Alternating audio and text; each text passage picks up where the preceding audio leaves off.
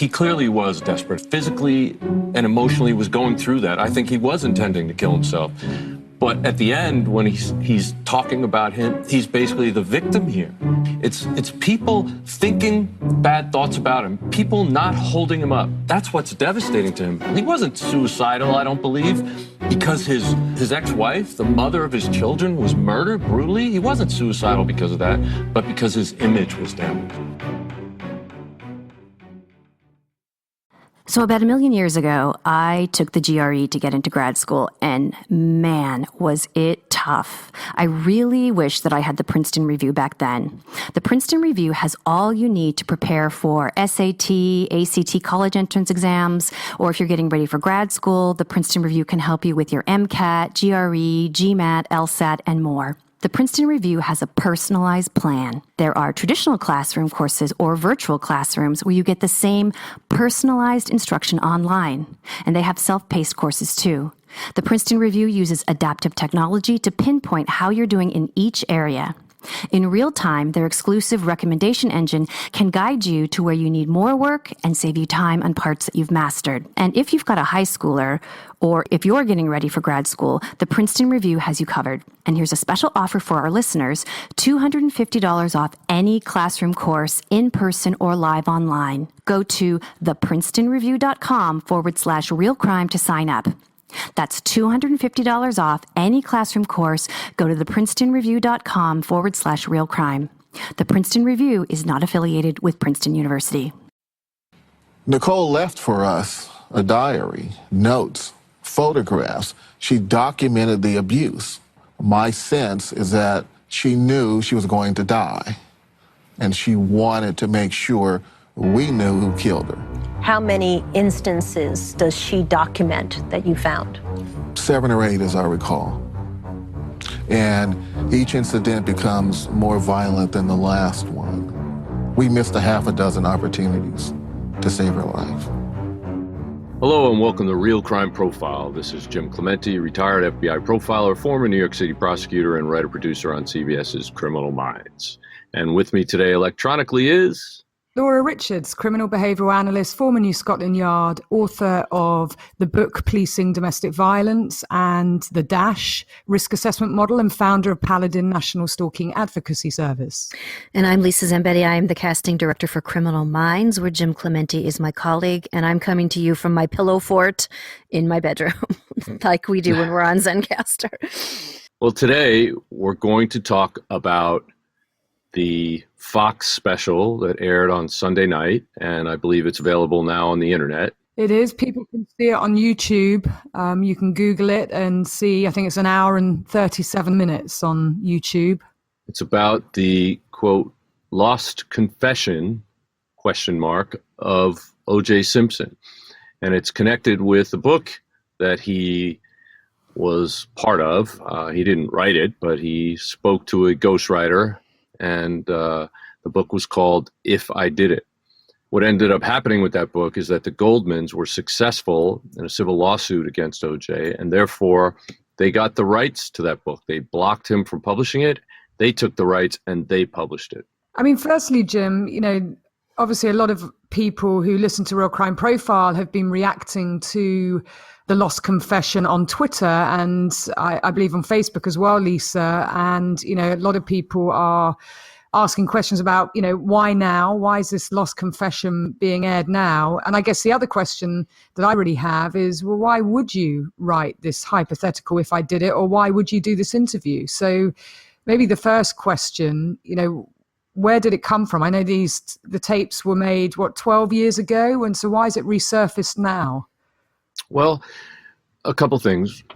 Judith Reagan, who is a publisher, was going to publish O.J.'s book. And as part of the promotion for that, she got him to agree to do this interview. She interviewed him for 4.5 hours. And almost immediately after the interview, because of public outcry, Judith was fired and unceremoniously escorted out of her workspace by police officers. She lost her computers and all access to the interview she had just completed. And she had no idea why. She later would win a lawsuit in which she basically claimed that she was wrongfully terminated. But the ownership of this tape went to the people who owned the company, and they apparently just buried it.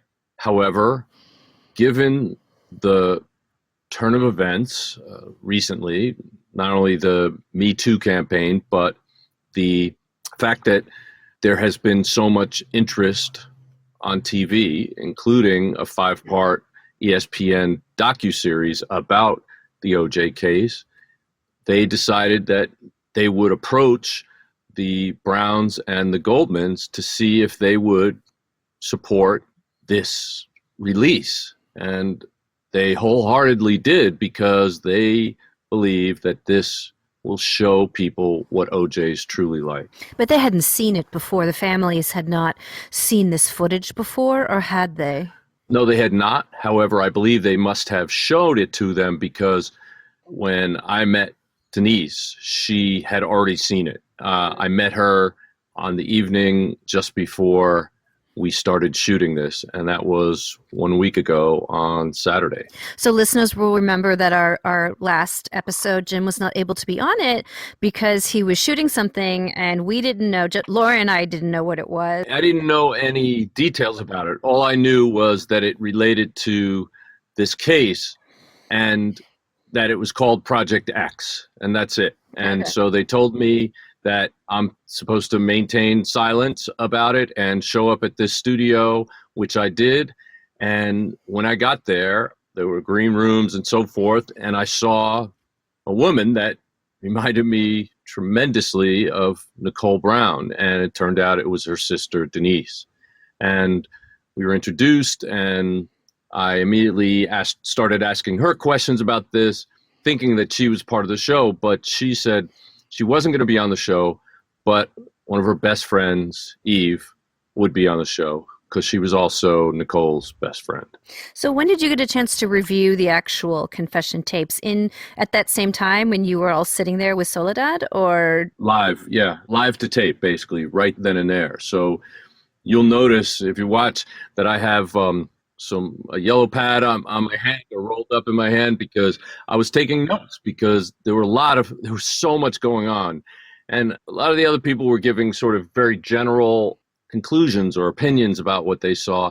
And I was trying to be very specific. There was so much that we talked about that didn't make it onto the air. I mean, we were shooting for, I think, about 6 hours. Oh, wow. And of course, it only made 2 hours on the air. So as you know, Laura, a lot ends up on the cutting room floor. Yeah, and the good bits that, where there's real insight given, can end up on the cutting room floor, which is a shame. And I think there was so much content in there, Jim, just having watched it myself. And I actually had to watch it in 4 parts, because it's quite difficult to watch all in one. So you did well with that, coming at you and, making notes with them, recording at the same time. But there were certain parts of it that really did make my skin crawl, I have to say. But I think there was a lot of insight. I'm glad that you were on it. So they had an expert. I would have loved to have talked about some of the things that we were seeing and hearing in terms of the coercive control aspect. And, I'm really pleased that Eve was on it as well, who could give more of a background to Nicole's character, rather than the things that we were hearing coming out of the mouth of OJ Simpson. And I felt she sort of restored some of the balance about who Nicole really was, which was really needed. Absolutely. I have a question, though. I didn't catch it when I saw it on the air. Did they actually leave in when I called it coercive control?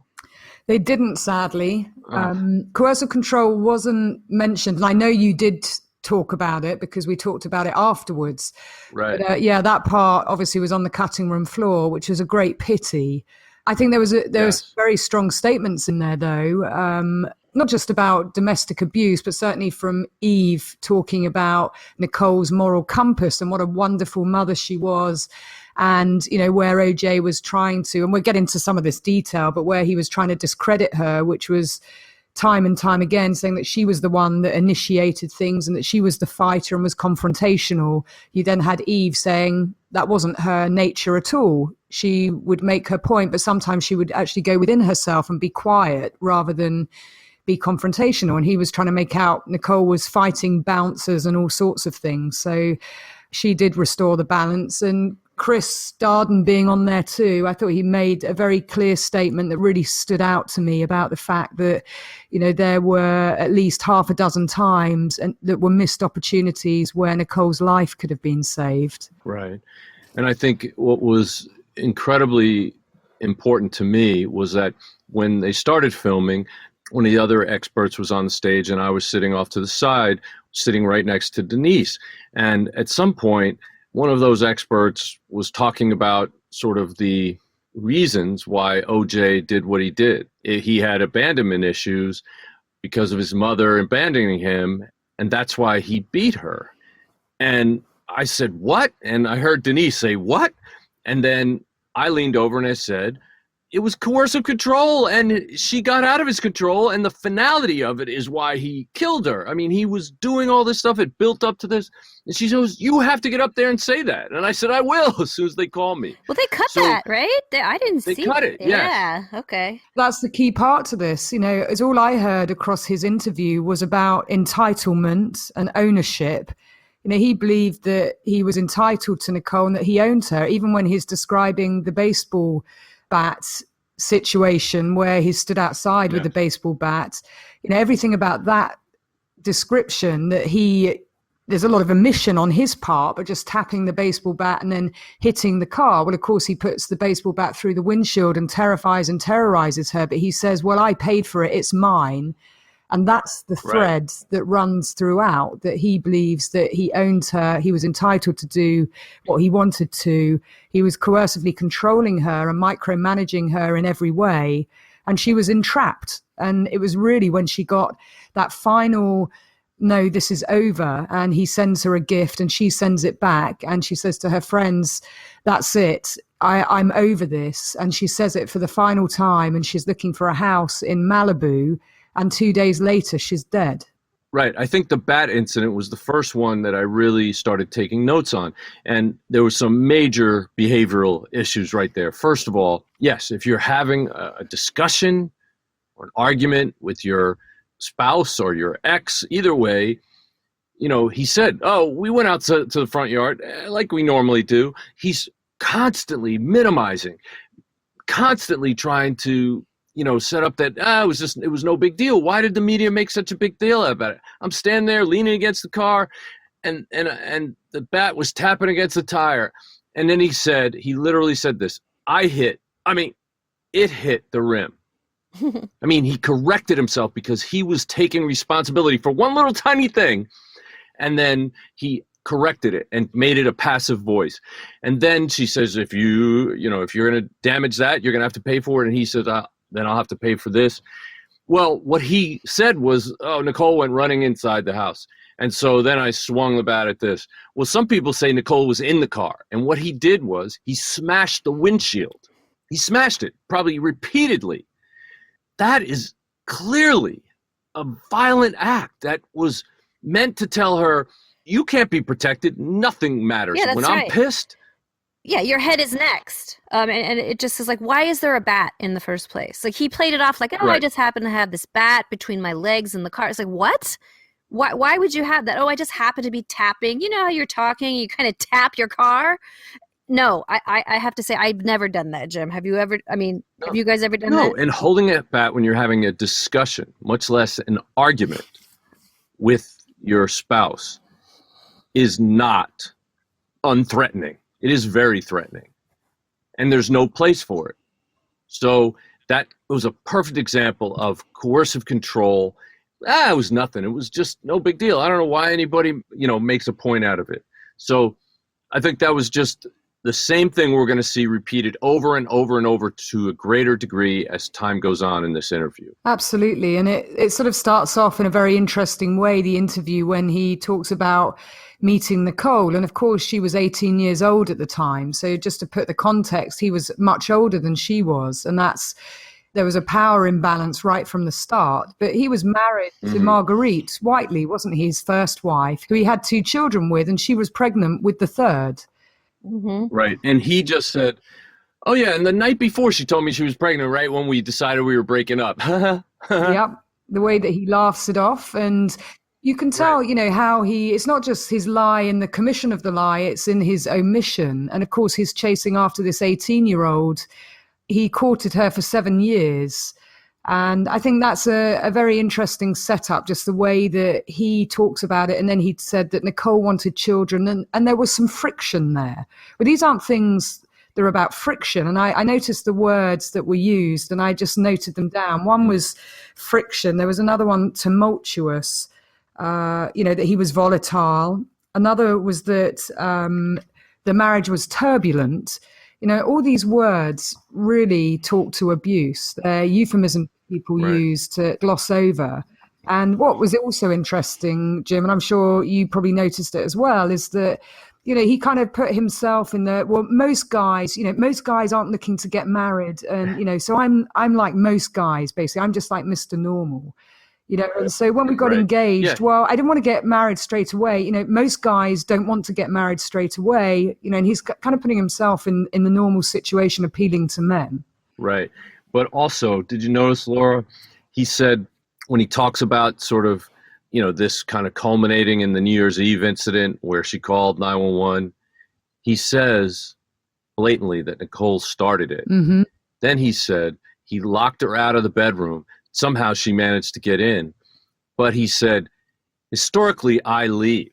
Well, this is the same man who's going to say that it's not true that there were 7 or 8 incidents where he beat her and where the police were called.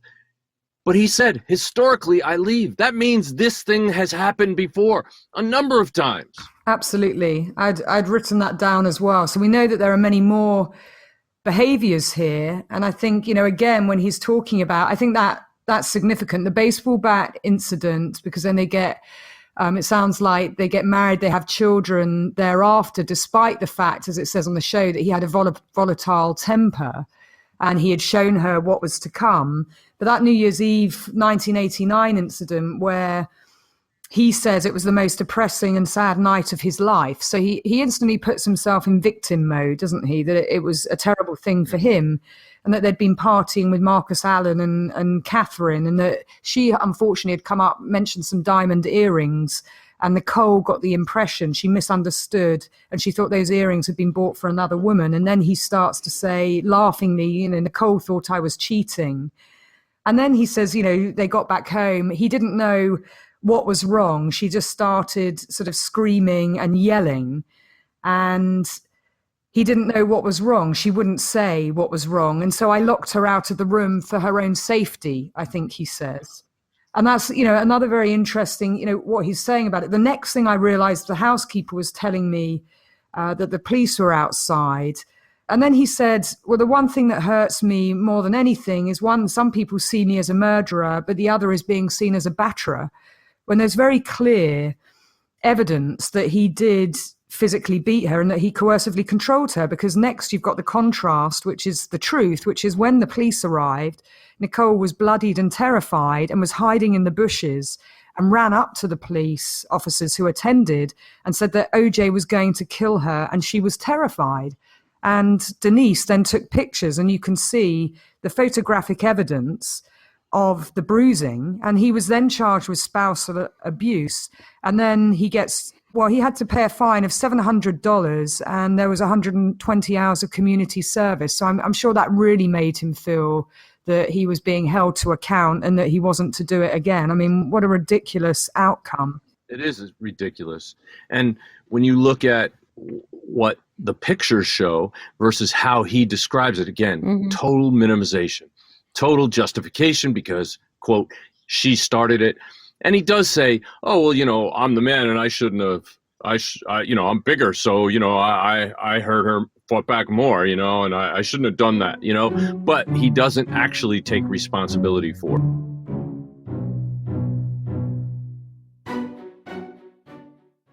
Hi, it's Matt Ritter, one of the co-hosts of the new workplace advice show from Wondery called Safe for Work. and we need your help. See, at Safe for Work, we're on a mission to make your work life better, happier, and more fulfilling. So we want to answer your questions. When you have a question at your workplace, who do you ask? Your coworkers know the most, but they're not objective. And your friends, the ones who have your back, they don't really know what's going on there. How should you ask for a raise? Do you have a boss that micromanages your every move? Of course you do. They all do. Maybe you're weighing job offers and don't know which way to go. We want to hear your burning workplace questions, and we want you to call in and get advice directly from us and workplace experts we're going to have on the show. So call us at 424-224-5711 or email us your questions and your contact information to safe@wondery.com. If we hear from you, we may reach out to you so we can answer your questions on air. That's 424-224-5711 or SAFE@wondery.com. And don't forget to listen to our show. Subscribe to Safe for Work on Apple Podcasts or wherever you're listening to this right now. Have you ever wondered how someone can just disappear, leaving no trace behind? I'm Marissa, and I'm the host of The Vanished, which is a podcast dedicated to spreading awareness about missing persons cases. In each episode, I share these stories with the help of the loved ones who are still looking for answers. In episodes 114 and 115, I covered the disappearance of 7-month-old Christopher Abeda, who was kidnapped from his crib on July 15th, 1986. You'll get to hear from his older sister Denise, who was just 15 years old at the time. She has vivid memories of Christopher in the hours leading up to his disappearance. We were all sitting around the living room, and Christopher had taken literally his first steps around the coffee table. The next morning, she awoke to find her mom frantically searching the house for baby Christopher. I remember my mom, I heard her voice before I saw her, but I heard her say, "Where's Christopher? Christopher, he's not here. Where's Christopher?" And then she pushed open my door. My mom goes down the stairs and she literally falls down the stairs. Christopher's mom was diagnosed with terminal cancer in 2016 and passed away last year without ever knowing what happened to her baby. She'd never given up looking, and now Denise is carrying on the fight. Knowing what my mom did for 32 years, I will not let her time go to waste. Find The Vanished on Apple Podcasts, Spotify, thevanishedpodcast.com, or anywhere that you listen to podcasts. I've never known Nicole to be a person that lost her anger. If anything, she was, as I've said before, she tended to get quiet if she got upset. She was not a confrontational person. You know, she was just battling for her life.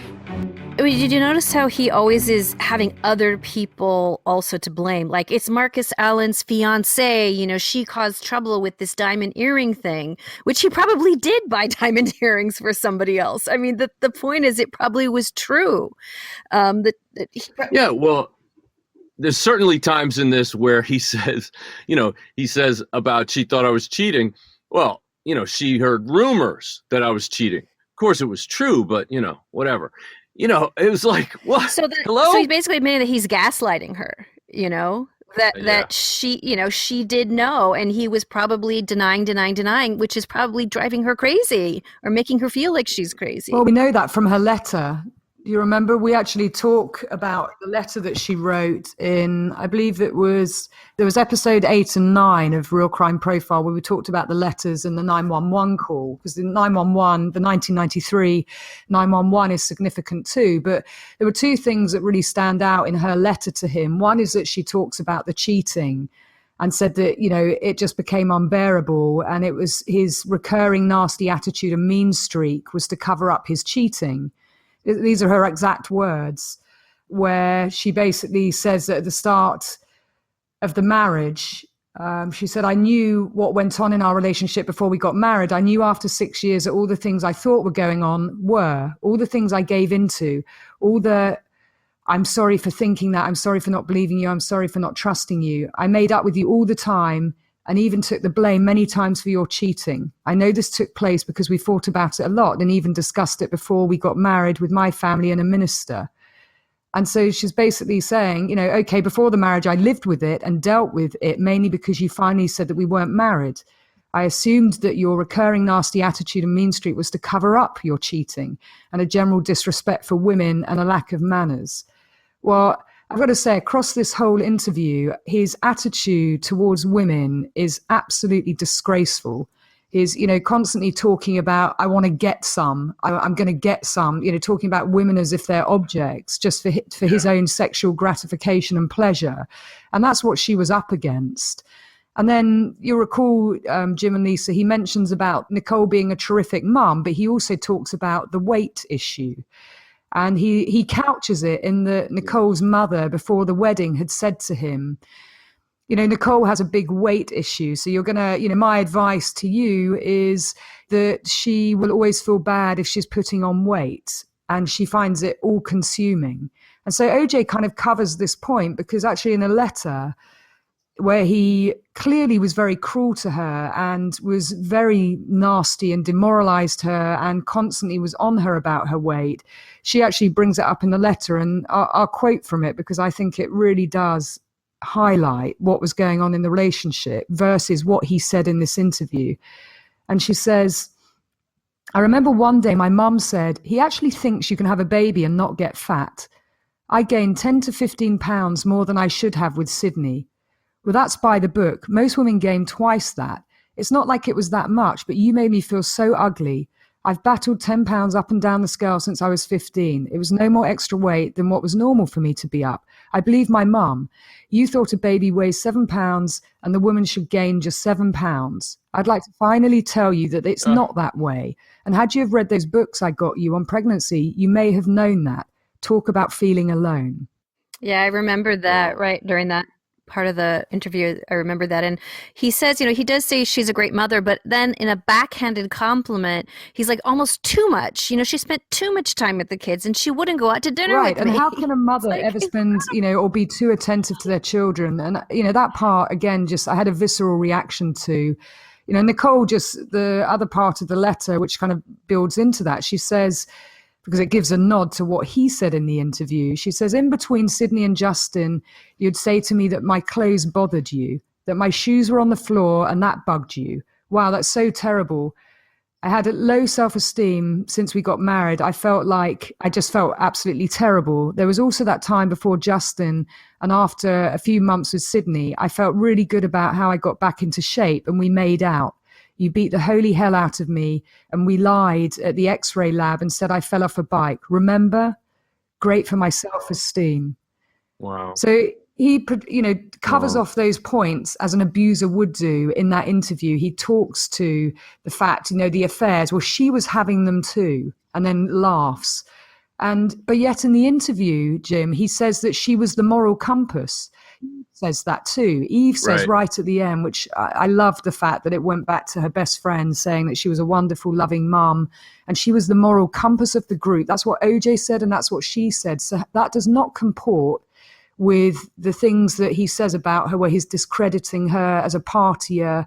Yes, he says that she was a good mum, but that she started fights, she was confrontational, all these things that are in the negative about her.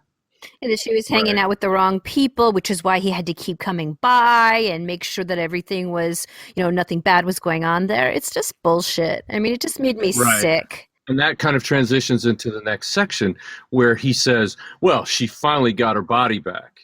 And he's like, I thought, hey, maybe I'm going to get some, that kind of stuff again. But then he said that he ran into her, at Mezzaluna, and she was with this guy, Steve.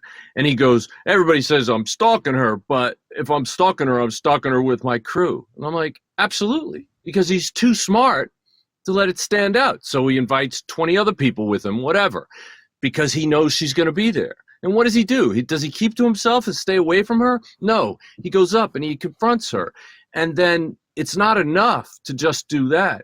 He says, so afterwards, I'm thinking, hey, maybe I can get some. And he shows up at her house and he makes it sound like it's such an accident. Oh, she had a window open right by the door. And so I kind of heard something was going on and I didn't even look in, but I knew something was going on. So I was like, I'll get out of here. And then he said he hit the door. And Judith says, you knocked on the door?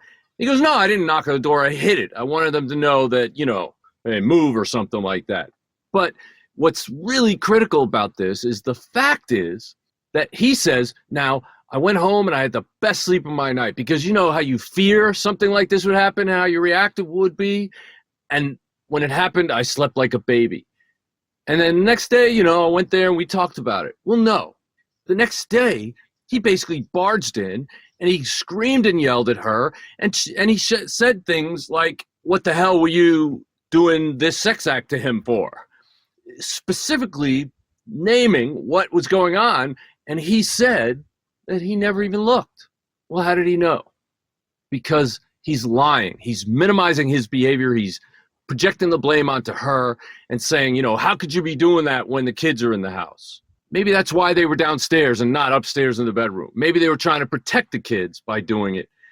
But it's all about him. It's all about her being at fault and him minimizing his behavior. Absolutely. Turning the lens and projecting it onto her and the things that he was doing, which was having lots of affairs. I mean, this actually was at the point where they had separated, I believe. She had moved into a 4-bedroom house at Gretna Green Way, which is ironic because Gretna Green is a place people run away to get married. So I thought it was interesting. But that was a half a mile away from Rockingham. And she was the one, she'd been away with her mother and said that she wanted a separation. And again, as you mentioned, Jim, you know, she had got her body back and she was wearing, you know, great clothes again, and she was getting confident. And he obviously felt that he was losing control. And so, yes, I think that was very interesting. I've heard many people who stalk describe it in that way. I mean, how ridiculous. They call it stalking. But yet there were 3 behaviors. And I'm sure that there were more than that, you know, as she described, you know, 2 that evening, 1 in the morning, which again just shows that he is obsessing about her. You know, the 2 times in the evening and then him going round there after dinner. You know, I just went round to see if she was, you know, up, to see if she was awake. And then he's crawling around and creeping around outside her bedroom.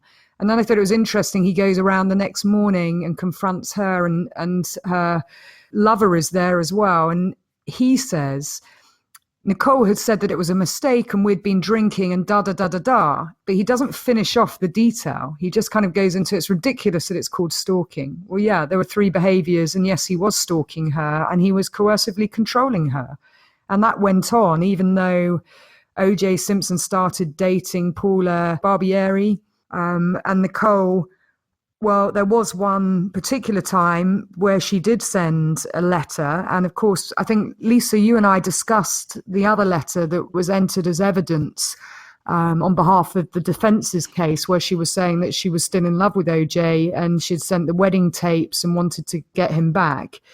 And that she later described it as sort of an addict relapsing. But again, these are his coercively controlling tentacles. You know, they had children together, and he clearly still felt that he was a part of her life, and just the way that he talks about her, that he would always be a part of her life. And then, of course, you get the 1993 911 call that we analysed, and actually I use in training sessions, where you can hear him in the background, and Nicole's saying, you know, he's going nuts, and you can hear him going crazy in the background. He claimed that he was going crazy because of a rumor that there was drugs and group sex happening at the house.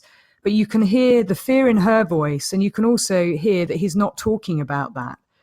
And the anger that he felt. I mean, he was reading her the riot act for sure, but you could feel the white fury. He was jealous and angry, and he had kicked down a door and he was threatening her, and the children were in bed, and it must have been terrifying. But the way he describes it is he was going around there to save the day and rescue the children, because that wasn't going to go on in his house. Yeah, there's such a disconnect between how he describes it and how we all know, because we've heard that 911 call. I mean, he sounds absolutely terrifying. He sounds like a monster in the background there. But if you'd never heard that and you watched him describe this in this interview, how easy breezy, I mean, to me, it's just shocking how easily he narrates this as though it was no big deal. And if you'd never heard the real thing, you might think, oh yeah, this guy could never, you know, be this kind of a Jekyll and Hyde. But he also, you can actually hear him screaming at her when she's saying, the kids, I'm worried about the kids. Don't do this. The kids are sleeping.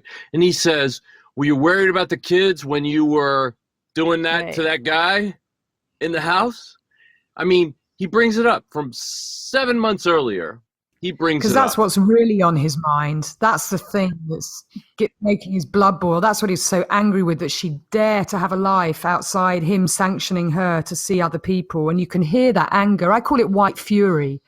I've been in those situations and seen it, the white fury that comes off of someone. And it is terrifying when you see somebody who is unleashed but still in control. This isn't somebody losing control. This is somebody trying to take control. And this is somebody who's at their most dangerous. And of course, you hear the call handler say, did you do something to make him angry? And for Nicole, she knows that there is no one who will protect her. And in the background, we've learned from Chris Darden and from others that OJ would invite police around his house and he would provide them with drinks and a party kind of environment. And he would get them to like him because, as you said, Lisa, the charm he disarms, and listening and watching him, he's so good. He's so plausible. He's so confident. So manipulative, and he's so confident. He believes his own lies. And you can imagine people being totally taken in by him, hook, line, and sinker. And that's what Nicole was up against. She was entrapped, not just because of what he was doing behind closed doors, but because of this outward projection of what a great guy he is. And he keeps reminding us in the interview about how popular, he was and how well liked. And he's so well read. He's got what does he call it? Vivacious reading appetite, constantly overselling that we need to like him. But that's all part of his charm offensive. And she was clearly making her diary entries, and Chris again talks to that, Chris Darden, about the diary and the 7 to 8 incidents. And he says where it was getting worse. Well, that's called escalation. And that's a high risk factor to serious harm and homicide. And the whole way throughout them talking, not just, OJ Simpson, but also, experts that were on the show as well. And just what I know about the case, well, the finality point, the separation aspect, what's changed? It's that finality. It's her saying that it is over once and for all, and her actually making active moves, as in she is physically looking to geolocate somewhere else, to Malibu. She sends back the gift, the expensive gift, whereas before she probably would have taken it. And she's saying that she will not be bought. Where you hear money is a big thing to him, because he always says, well, I own it, I bought it, I paid for it. And he talks about, therefore, he owns everything. But she, now his possession, his entitlement, his right is moving away from him. And 2 days later, she'd be dead. And so those high risk factors of separation and child contact, and the children do feature because she knows that he is using them as a lever. And that's terrifying for a mother. So the separation and child contact, escalation. We learned that she was strangled by Denise's account. Sexual abuse, that he had sexually abused her and raped her, that he was stalking her. There was coercive control, and I heard that laced throughout. Fear, I could hear the fear in her voice with the children, and then his entitlement, his ownership, and his last resort thinking. The finality of that as well, that evening where he wanted to go to the restaurant with them after the dance recital, Sydney's dance recital, and Nicole had said, you're not coming to dinner with us, to Mezzaluna. And again, it's that finality that he's reading with his coercive control and his excessive jealousy and his financial abuse. There's over 13 high risk factors there. This was a case, it is murder in slow motion, and Nicole sadly was dying to be heard.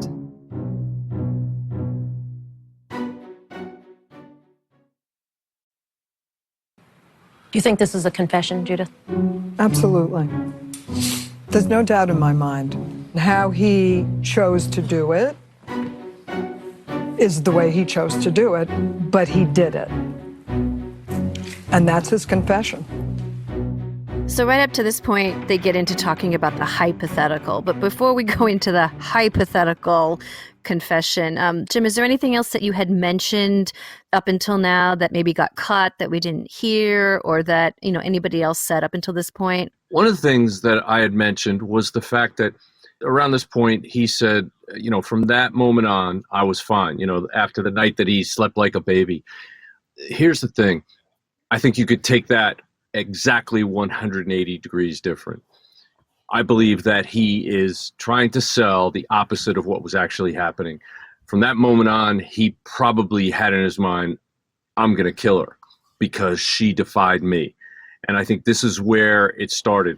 And again, later on, he says, she kept trying to get together with me and I didn't want to get back together. And so she said that Marcus is not my friend, to try to hurt me. But it wasn't really any big deal for me. I called him and we resolved that. He underplays the things that are most hurtful to him. And I think most responsible for how he eventually attacked her. He did say that something happened that started my downfall, but I don't want to talk about it. Well, that something was that they slept together, according to him. And he doesn't want to talk about it because at the time he was with somebody else. And he said that wasn't happening. So he's cheating on the person he was cheating on with the person that he was cheating on before. He obviously has absolutely no morals. He clearly wasn't a moral compass at all, and he wants us to believe that. And no respect for women, Jim. I mean, that comes through very clearly, that he held women in a very low regard. I mean, every woman that he talked about, he just was thoroughly unpleasant in the way that he describes, sexual acts. And he's talking to a woman when he's saying that. I thought I could get some, and you know how girls are, and you know how they get dressed in tight clothes, and she was dating these young guys, and obviously she was a whore, those kinds of implications. I thought I would get some, like, you're not in a locker room. He thinks that he's charming Judith with all this talk. Isn't that what he says to her later? Yeah. Like, I bet you thought you wouldn't like me, but I bet you like me now. Oh my God. Yes, exactly. I wanted to throw up. She said that a couple of times he mentioned to her, I know you probably hate me, but I'll win you over. You'll see. I won you over, didn't I? And he has absolutely no mirror. He's not looking at all. There's no self-analysis. There's no self-awareness at all. All it is his ego just shining out. He's trying to spray it on everybody around him. But the thing is, people who are actually good at what they do don't have to brag. They don't have to tell a single person because everybody knows it, because they see it happen. But with him, he lost that. He was beyond his golden years. Literally, he had a college career, 4 years, and he had 2 good years in the pros. That's really it. That's his entire career. He left so he could become a TV star and an announcer. So he was over the hill, but he still feels like he has to tell people so that they will look up to him. Well, a lion doesn't have to tell you it's a lion, right? And that's what I heard the whole way through. He's a braggosaurus, the things that he's trying to persuade people of. But just the fact that he does talk in that way, just so open to women, about women. And it's very clear he hasn't been challenged by anyone across his life course. I mean, his narcissism and his entitlement is just through the roof. Right. Well, I think that at this point in the show, OJ starts to reveal himself in a way that just changes everything. He, first of all, tries to justify his behavior. He gives a build-up before we get to sort of the hypothetical about it was a long week. He's trying to set up why he had this anger. She was trying to be a teenager again. She was dating all these young guys, wearing something inappropriate. There was these girls hanging out. I was upset. It upset me. And they were going out to dinner, and OJ said, "Can I come?" And she said, "No." And he said, "I couldn't get her out of my head. This is the night she dies." So all that is in reality. There's nothing about that was supposed to be a hypothetical. So he would have us believe that it's just a coincidence that all this stuff happened, building up his anger. He couldn't get her out of his head, and he gets on a plane, flies to Chicago, and she's dead. Has nothing to do with it. But he engages in this hypothetical. And at one point he goes, "This is very difficult because it's hypothetical." It's very difficult? What do you mean? Why would saying something hypothetical be difficult, more difficult than talking about the truth? Hypotheticals are just a story. Hypotheticals have no emotions attached to them. Hypotheticals are not in reality. But I think what we saw over these next 6 minutes brought him right back. You could tell he was inside his head, remembering things. He went from this sort of third person account to the first person account.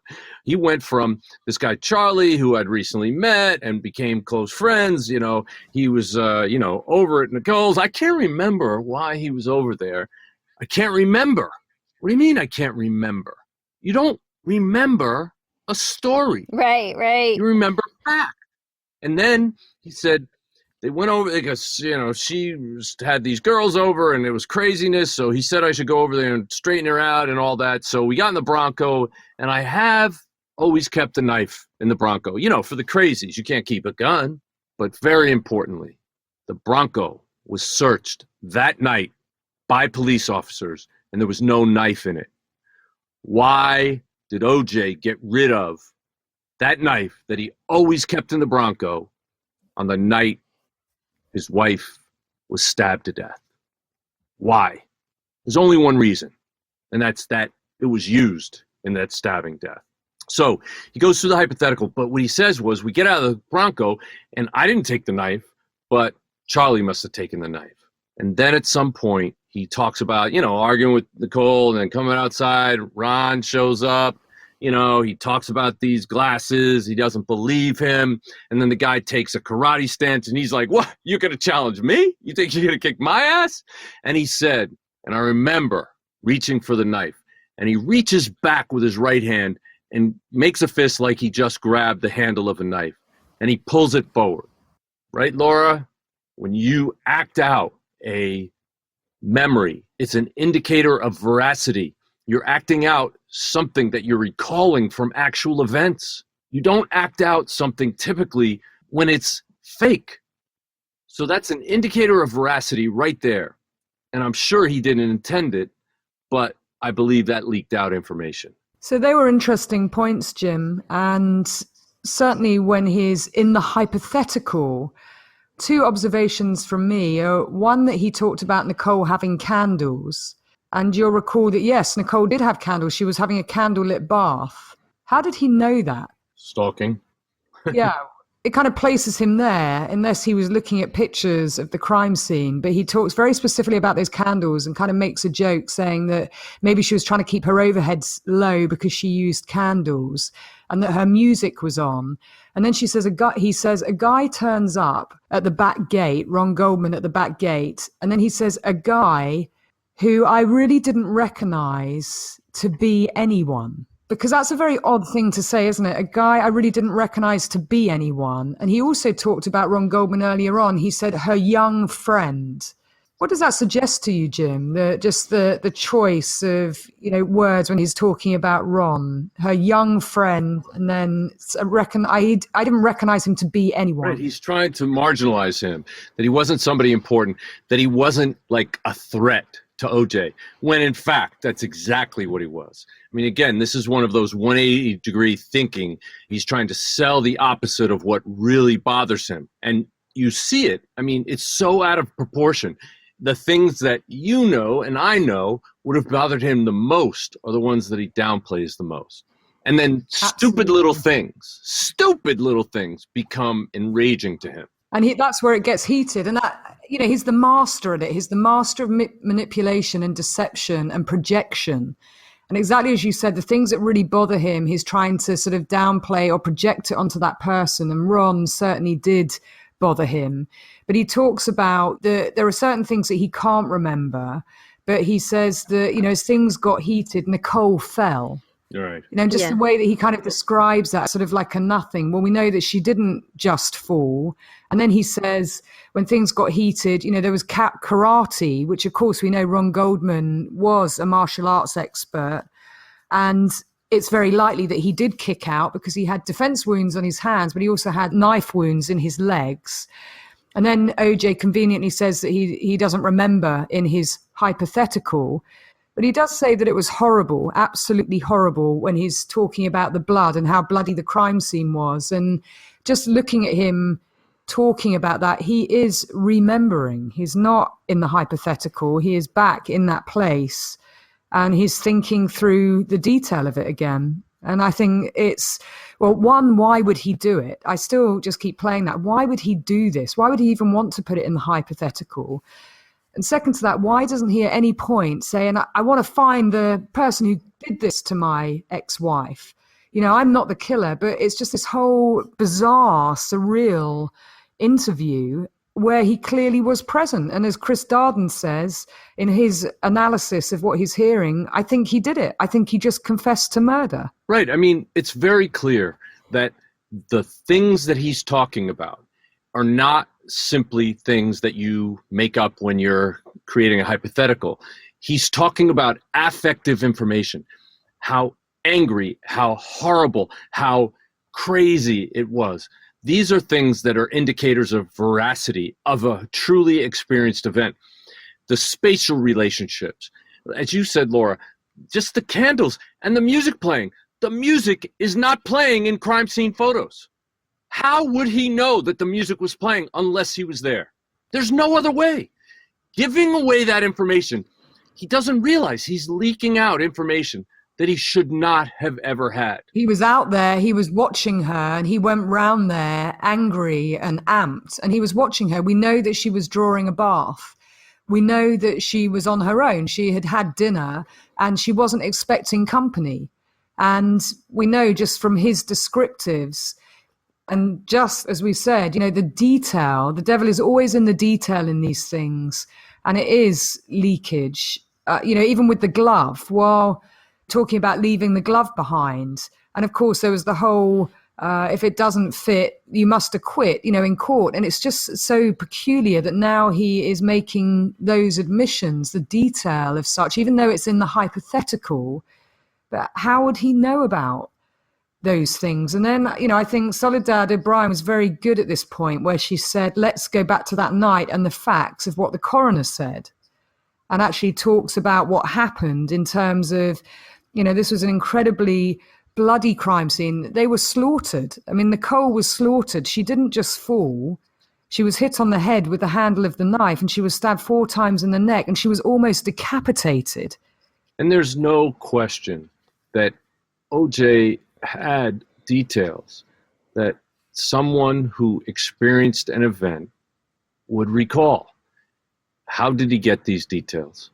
No one else was there to testify about this. No one else could have given him that information. Okay, I have to ask a huge question. Was there a Charlie? Because in our previous coverage of People versus OJ, you guys floated a very convincing theory about an accomplice there. Right. And when I first heard him mention this Charlie, I thought, yes, that's exactly what Jim and Laura said, you know? And I think people have kind of breezed past that as though Charlie is his alter ego or he's really talking about himself. But don't you think there really was a Charlie? Yeah, well, there's a couple of things that have happened recently that tend to gel with that. One is that a private investigator who says he was working that night on a different job said he saw OJ's son, Jason, in the Bronco with OJ that night. He actually testified in the parole hearing recently when OJ was released from prison in Las Vegas. I don't know if it's true. I don't know if there's verification of it, but that would tend to corroborate what we said and what I believe the facts show, because there were indicators that Ron Goldman was kicking with both legs while he was being stabbed, and that would indicate that somebody had him in a bear hug from behind, pinning his arms. Also, another development is that apparently there is some sort of active investigation, either by the district attorney's office or LAPD, of Jason. So something that hopefully we'll find out the truth of soon, because if he was involved in any way, there's no statute of limitations for murder. He could still be prosecuted. Doesn't matter that it's been over 20 years. Yes, and we did cover that earlier on in the episodes. I mean, it's still my belief that there were 2 people, and that's why he does introduce Charlie. And potentially there may well have been 2 weapons, 2 knives. I mean, there's still a question mark about that. Unfortunately, the prosecution were wedded to the fact that there was just 1 person and 1 knife. But I think this does, and that may well have been the biggest challenge with this case, that they were wedded to certain aspects and perhaps they didn't truly understand the case. I mean, it's a 1% of cases in some senses, if there were two, which Jim and I do believe that to be the case, with someone like Ron Goldman, who we know was martial arts trained, he could take care of himself. And the injuries that we were told that he had, as Jim just described, and I did earlier, that he had stab wounds in the top of his thighs from him kicking out, and the way that he was killed. So I think it's an interesting development. I mean, certainly, yes, those 2 points, the private investigator and just talking about O.J. Simpson's parole hearing, where, again, we all heard him say, and we jumped on to do another podcast about the actual parole hearing, because you'll both recall that he said he had led a conflict-free life. Do you remember that? And, of course, all the way through this interview, we're hearing that was not the case at all, the way that he treated Nicole. And of course, we've known this, and I was taking various pictures just of, whilst I was watching it, just, of some of her injuries, etc. But he certainly didn't lead a conflict-free life, but he is just so plausible in the way that he puts his account of what happened, the narrative, and he steals the narrative. And if this, for Charlie, there's certain things that O.J. Simpson does well in terms of distancing himself from, i.e. Nicole falling. Well, he doesn't talk about the brutal attack on her, that she was hit in the head with the handle of the knife. She was stabbed 4 times in the neck as she lay on the ground, and then she was almost decapitated. She was pulled by the hair and her throat was slit. He doesn't talk about any of that. He distances himself, and goes back into that hypothetical, and then takes himself out of the interview, which again, Judith came under some fire from some quarters of that she should have pushed him, but he could have got up from the chair at any point, right? He didn't have to talk about it or say anything. Right. And you could see at times his elbows went back and his hands gripped the edge of the chair, just like he was about to get up. At one point, he actually said, I don't know if this made it onto the air, aren't we supposed to take a break now or something? And she said, yeah, we'll take a break, but just answer this, or what about this? Let's talk about this first. And she got him back. She fed his ego a little bit, and she got him back to relax. And I think she did a very good job. And I did hear a lot of people were complaining about the fact that she didn't challenge him. She didn't make him justify things, that she just looked at him and nodded her head and so forth. Well, yeah, that's what you do when you're doing an interview, especially when the person can get up and walk away. I mean, there's no way she could have confronted him and gotten all this information out of him. I think she did a tremendous job. She had him there for 4.5 hours. That's a lot of lifting, because you could see at times when some of the things he said to her, you'd see her head just sit back, pull back, her jaw pull in, like she was trying to distance herself from him. She looked like she was in fear for her life at certain times, that his anger would surface, and the way he would demean women while talking to a woman, it was very aggressive. And I think there were times in this, especially when he was, quote, hypothesizing or hypotheticalizing, that he actually was living it, reliving it, just like we see offenders all the time, right, Laura? When they relive the experience, it gets them excited, it gets them aroused, it gets them angry. And that, again, would lead to one of the most compelling disclosures here, when he starts talking about his anger. Yeah, and the anger point is interesting. I thought it was a fascinating part of the interview, where talking about his anger towards Nicole, and the fact that Eve discloses for the first time. She says, oh, can I add something?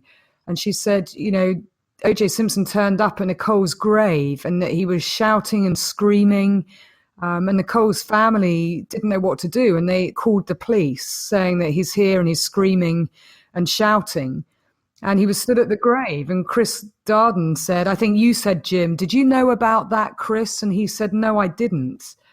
And, that's, again, had never been pieced together. But the fact that his anger hadn't dissipated after he'd killed her, I mean, again, that's a classic. And I've seen other domestic violence killers interviewed in prison. One of them in particular, Jonathan Vaz, was interviewed after he murdered Jane Clough at the Royal Victoria Hospital in Lancashire. and he had stabbed her 75 times, and then he slit her throat to silence her forever because she had dared to report him for raping her after she had given birth to their baby.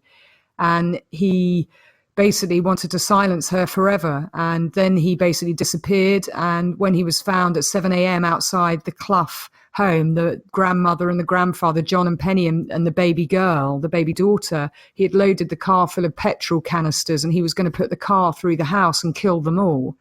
But when he was interviewed in prison, he basically had a picture of Jane in front of him, and he had scratched out her eyes. And he said, "I love her and I hate her."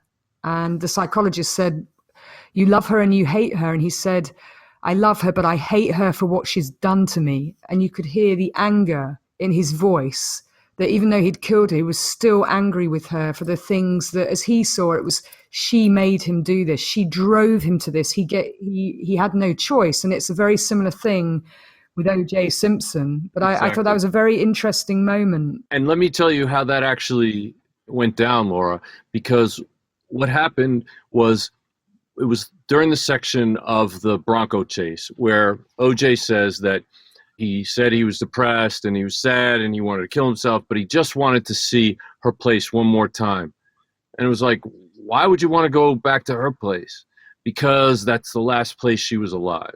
And Judith asked me, "Jim, isn't that morose? Isn't that weird?" And I said, well, actually, many times we see killers returning to the scene of the crime or to the gravesite, and we'll put up pole cams and have microphones there just in case they actually say something or do something or admit their involvement. And so that's something we do commonly. So the fact that he wanted to go there doesn't surprise me at all. And that's when Eve said, "Oh my God, you just reminded me of something." And she told the story about being called about O.J. being on Nicole's grave just days after she was buried and screaming and cursing. And then they played a later segment where O.J. said that whole thing about when you're mad at somebody and they die, you think the anger would go away, but it doesn't. And he was so intense in that moment. I mean, it was scary. And he says, "I cursed her. I went to her grave and cursed her." And I said, there you have it, Eve. That's what he was doing. And so it was such a perfect fit of the glove. And the glove did fit. And you can't acquit because the glove did fit, because his behavior was exactly consistent with what we see in people who actually do the murder, not people who are collateral victims of a murder. And so to me, that was one of the most telling things in this entire 4-hour interview, that he actually remained angry at Nicole, carries that to the day of this interview, because that anger came right out when he was talking. Right. And what do we see at the crime scene? We see a crime, we see a slaughter, we see a murder that's been committed by someone who is so angry. The injuries that both Nicole and Ron received were, what we would term overkill, much more of a force necessary, required at the hands of a person or persons, who are angry and in the moment. And I think for O.J. Simpson, what's present, as we've said, yes, the anger, the blaming of Nicole, him still being angry, even in her death. But then what's absent, well, I saw no sign of remorse. I saw no sign of upset or distress, bearing in mind this was someone that he claimed he loved her too much. That's how he kind of sums it up, which again, I've heard narcissistic and entitled perpetrators and abusers do exactly the same. I loved her too much, but at the same time, he's not upset or angry at whoever it is who did this, who is the killer if it's not him. There's never been any utterance around that from anything that I have seen, heard, or read coming from him. It's completely absent. Yeah, I agree. And the kinds of things that, for example, when the police called him to notify him that his wife was dead, he never asked what happened to her. Now, in this interview, he says, I asked them, they wouldn't tell me. But the police officers reported that he never asked those questions. And those are always the questions. What happened? Oh, my God. That kind of thing. He didn't do it. So the absence, again, of asking the right questions. But, of course, the whole point of the interviews and anything he has said, which in the main has been very little. And we've got to remember this is really the first account, isn't it, of hearing from him direct, because he didn't give evidence at the criminal trial. And of course, he was acquitted in 1995. Now, at the civil trial, which was around 1997, he was found legally responsible for their deaths. And he did give a deposition. I mean, there are tapes of that too, which are equally upsetting. Yes, and here we have in 2006 him in the hypothetical and talking about details that I certainly haven't heard him talk about before. So I think there is something very new in what we're seeing and what we're hearing, but not new in the sense of him wanting to transfer and project the narrative, the discrediting of Nicole, which we heard the whole way through the trial. And, sadly, I think with this, there may still be some people out there who may well believe, his account, the things that he said, if they don't check the facts and the evidence, which I would recommend people do listen to our episodes. I believe there were 7 to 15 on Real Crime Profile feed, and episodes 8 and 9 in particular, where we dissect and we forensically analyze 2 letters that Nicole wrote, as well as the 911, and give a comprehensive analysis around the behaviors and the linguistic analysis as well. Right. Well, and there's a couple of things, Laura, that really stood out to me where he said stuff that I think leaked out what his true meaning in life is. And that was, he said, it was like from Monday to Friday, everything, all the goodwill that he had enjoyed throughout his career and life disappeared. It's almost like Ron and Nicole killed me. He said Ron and Nicole were dead, but it's almost like they killed me. I wanted to throw my computer when he said that. It's Unbelievable. Just unfucking believable. It's disgusting. Claiming victimhood. He sees himself as the victim, right? Entirely in this, as well as his appearing in court where he said he was woken up all night and he couldn't sleep because they kept waking him up because he was on suicide, and that's why he looked so terrible. Really? What were the other points, Jim, that you felt, significantly? You may have seen more footage, and obviously you were there for many hours. What were some of the other things that really stood out to you? So some other things that I thought were incredibly revealing was, the throwaway lines that he would do. They said, "You had a gun." And he said, "Yeah, I had the gun, but it was in the back." Well, no, the police saw that he had it and it was up under his jaw and he was leaning on it, basically. They said I had my passport, but I always have my passport in there. He says, they said I had like $10,000. Yeah, right. I had like $3. Well, that's another one of those minimization things. He says, I don't know where all these people got the time to make all these signs and come out and cheer me. He's making it sound like he was only on the road for 15, 20 minutes. He was out there from the late morning till 8 or 9 o'clock at night. He was out there for hours and hours and hours. In fact, they were driving around probably waiting for crowds to build up. He says he called the police. Well, I know the police officer called him. He didn't call. All these little tiny lies, all meant to try to make him look better. So he said one of the worst things about it was that he looked so bad in people's eyes because they thought he was a wife beater. Meanwhile, he's being charged with a double homicide. So his explanations don't make any sense. And it's so transparent. And that's why I believe that this is so much of him. He can't see himself. He said, if there's a heaven or in hell, I don't have to explain. They know. Well, wait a minute. You don't have to explain. Well, if you had nothing to do with it, there would be nothing to explain. There would be nothing for them to know. So again, he gives up this information. Here's another one, a classic, Laura, for you. He said, I love that girl.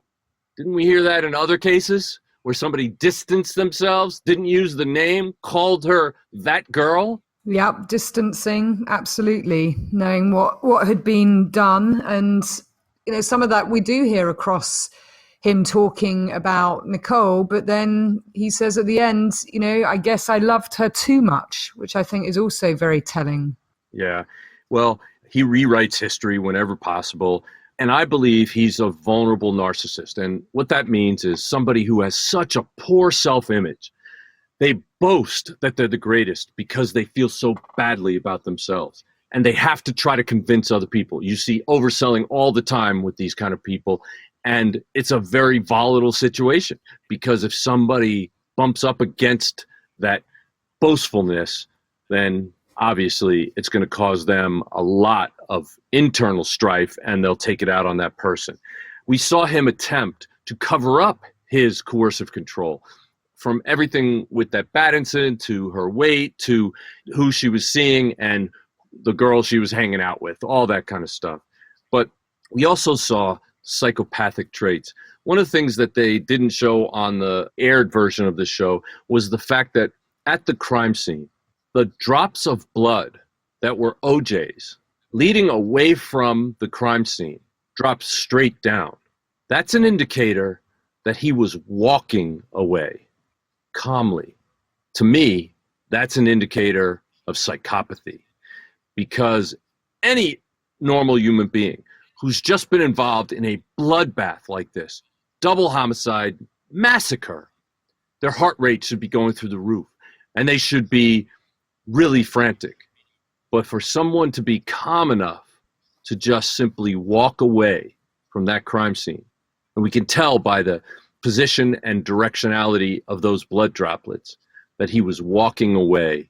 Wow, that's a cool customer, somebody who recovers very quickly, and that's a trait of psychopaths. And we know that he had a cut on his hand, and that cut on his hand was probably present when he went to Chicago and then when he came back again. So he tries to explain that away, saying that he didn't have it in Chicago because he would have known as he was signing fans, he was giving his autograph, etc. But he's certainly very plausible in the way that he does describe things. But of course, it's checking the facts and checking the evidence and corroborating other accounts. And, you know, there's a thin veneer really on what he says, and you scratch the surface and you start to see really what's underneath it. And certainly that payback, Jim, that you talked about, well, you saw a little moment of that when he talks about Denise and sort of gives a backhand derogatory towards her of saying that she didn't have a good relationship with Nicole and that there was jealousy there. You know, and again, it's just another little dig, you know, at people who he feels that he's got the platform, as it were, and he's going to pay people back who have said things about him or cover off certain things. The tactics that he uses is manipulative and deflection. And if our listeners look at The Power and Control Wheel by Duluth, Minnesota, you'll see all the tactics that an abuser may use. And it can be in relationships where they're not intimate with somebody, but they're putting someone on a pedestal or being very complimentary, the charm offensive.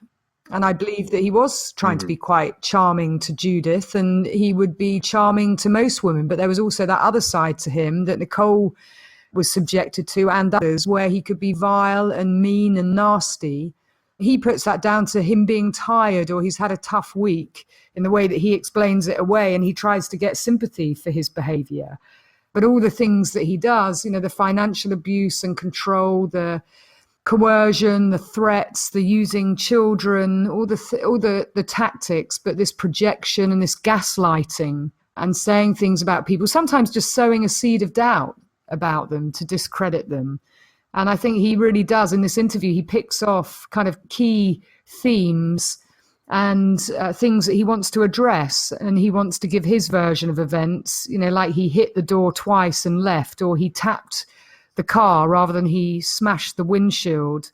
So the language is very deliberate, and he's good at doing it, and he doesn't like being insulted in any way, and anyone who does insult him, it's seen as a rejection. And this is somebody who does not take well to rejection. And unfortunately, Nicole was trying to get her life together and move away from him and live her life abuse-free. Because as she says, you know, in the last part of her letter, I just don't see how that compares to infidelity, wife beating and verbal abuse. I just don't think everybody goes through this. And if I wanted to hurt you or had it in me to be anything like the person you are, I would have done so after, and it says illegible, the incident. But I didn't even do it then. I called the cops to save my life, whether you believe it or not. But I didn't pursue anything after that. I didn't prosecute you. I didn't call the press, and I didn't make a big charade out of it. I waited for it to die down and asked for it too. But I've never loved you since or been the same since. So, even in that, you can tell how downtrodden she is, and the fact that she was trying to micromanage him and get away with her life. She called the cops to save her life. That was the only reason why she called them. And the fact that she has to say, well, I didn't pursue anything. I didn't proactively. She's trying to soothe him all the time and manage him, and her needs and her desires and wants, clearly just in what she describes there in that letter, were not being met. And we know that with someone like him, there's only one person in the relationship, right? It's the me, myself, and I. One of the most definitive things that Chris Darden said throughout the entire evening was this, that there were 3 blood samples present in 3 different locations: at the murder scene, in the Bronco, and at OJ's home. And they were Ron Goldman's, Nicole Brown's, and OJ Simpson's at all 3 locations. Really, what more do people need? When you put those things on top of everything that we saw and everything he said and his behavior, I don't think there's any question that he killed Ron and Nicole. Did he have somebody helping him? Probably. But I don't believe there's any question that he was the main actor in these murders. Well, in the context as well of there's a abusive relationship and coercive control and stalking, and his sense of entitlement and narcissism and his ownership issues of her, the fact that he felt that he owned her, I've always said are the most dangerous of cases. And Nicole kept a diary, and that diary was her at-risk of death diary, because when women start doing that, it's for very serious reason.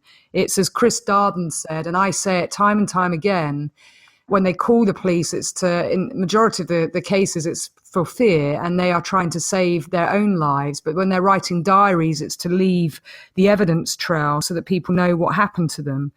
And Nicole did do that. And episodes 8 and 9 and other episodes that we've done, the Dying to be Heard episode, along with the episode about Molly and Reva Steenkamp, we've seen this, and I've seen it in hundreds, sadly, of murders that I've reviewed. And so that context is really important, that we place it back in the fact that this really should have been prosecuted as a domestic violence murder and a stalking murder. And unfortunately, that didn't happen. And we know the script did get flipped, and it became much more about a trial of LAPD and race rather than the victims, Nicole Brown Simpson and Ron Goldman, who got lost.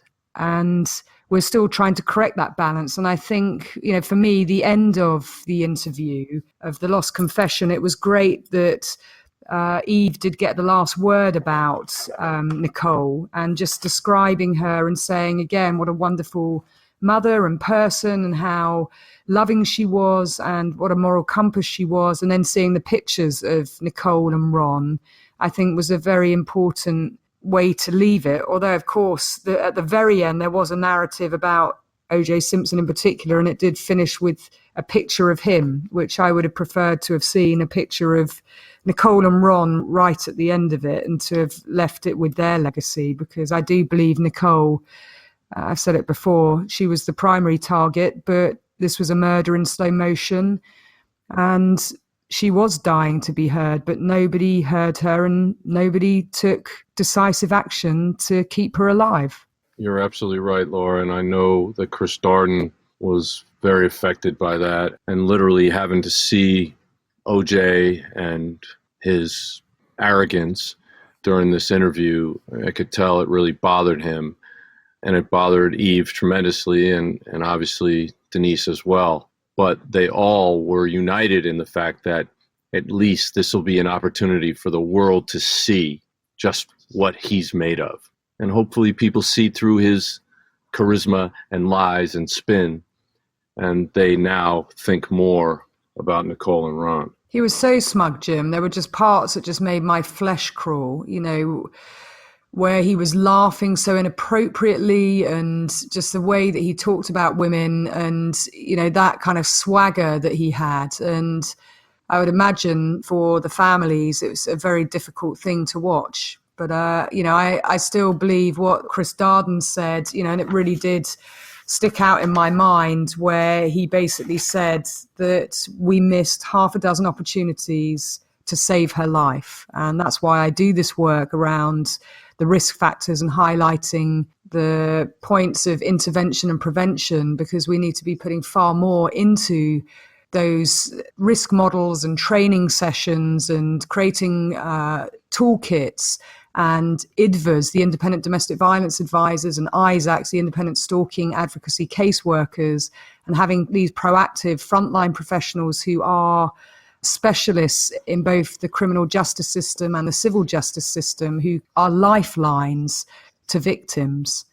Because these cases, 3 women are murdered a day, at least a day in the US, and 2 a week in the UK, 5 in South Africa every day. You know, these murders are preventable, as we talked about this case in particular, but they can be prevented. And we need non-abusive men and women to stand together and unite, because we are the majority, and we've got to understand these cases as they happen. And this was all about coercive control and entitlement, and his belief that he owned her. And if I can't have you, no one can. And that's exactly the psychology that kicked in here. And yes, I do believe you could see quite a lot of that, you know, was naked, but I would have wanted to have heard more from you, Jim, you know, or an expert like myself talking with the analysis of, in the context of understanding coercive control and domestic abuse and stalking, but also in terms of his behavior and the language. And it was a shame not to hear more of your insight on it. So I'm glad we've been able to talk to you and, you know, discuss your insight and drop this special on a subject that's very important to us all. I was going to say, you're the only reason why I even watched it, Jim, because even just seeing the previews for it filled me with such nausea. I was telling Laura I didn't even want to watch it, but I knew that you would have, you know, such a huge thing to contribute to. So anyway, I'm glad I did. Well, what I wanted to say is, yes, unfortunately, they cut out a lot of the analysis that I gave. I just don't think they had time to cover all the time and give the principals their time to speak. But I will say this also. I know, Laura, your work and your research and your dash has saved lives. And with that, Lisa and I have been able to help in terms of what we've been doing with Real Crime Profile, and we should all be very happy and proud of the work we've been able to do, enhancing what you've been doing throughout your career, Laura. And obviously, there needs to be more work done. And obviously, there are more women out there and some men who are at risk because of coercive control and domestic violence. And of course, kids of both gender are at risk because of coercive control and domestic violence. And so everybody who's hearing this should do their part to spread the word. One of the great things about this show was that they did have the National Domestic Abuse Hotline listed. Volunteer, donate some money, do something to help. If you know a friend who's in danger or at risk, get the dash, check it off, see if they are seriously at risk, and do something to help them. Absolutely. I mean, people can go on the Dash Risk Checklist website. I've had lots of people who do that, brothers and sisters and mothers and best friends, and go through it. And, you know, if there are positive responses to the questions, particularly around coercive control and stalking and the victim's fear level, then please do consider calling a domestic violence hotline or Paladin National Stalking Advocacy Service. And consider reporting it to the police as well. So there's real action that can be taken, and there's a lot that we can do to keep people safe with the right people who have been trained to understand coercive control and stalking.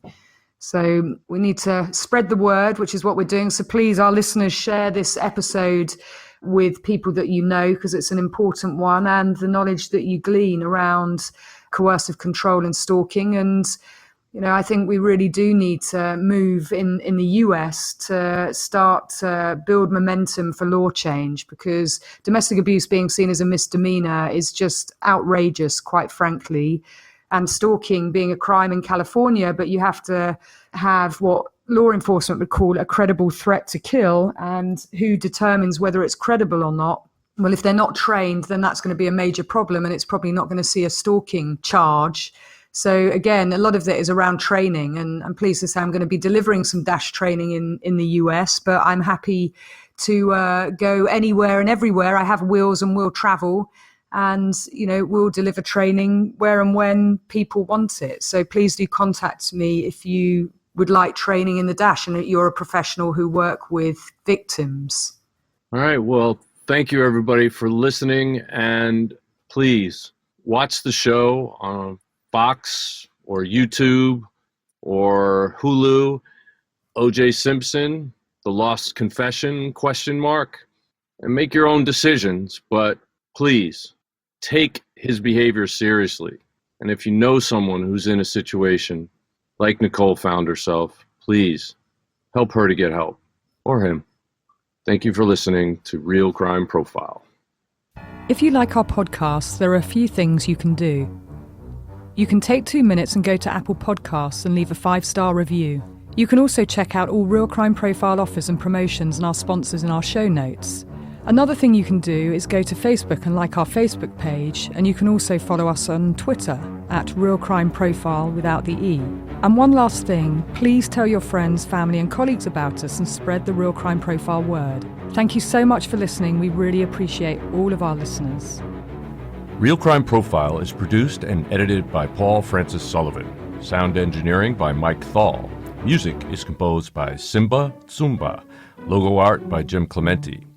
Real Crime Profile is produced by XG Productions and distributed by Wondery.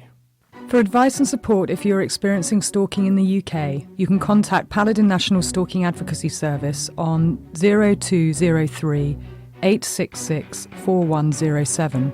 Or you can go to the website where there's a lot of information and advice that you can follow on www.paladinservice.co.uk. If you're experiencing domestic abuse, you can call the National Domestic Violence Helpline for free on 0800 2000 247. In the US, if you're experiencing domestic abuse and need advice, shelter or counselling, you can call Genesis, the 24-hour hotline, on 214-946-4357. You can also go to their website for further advice or support, www.genesisshelter.org. And there's the domestic violence hotline on 800-799-7233.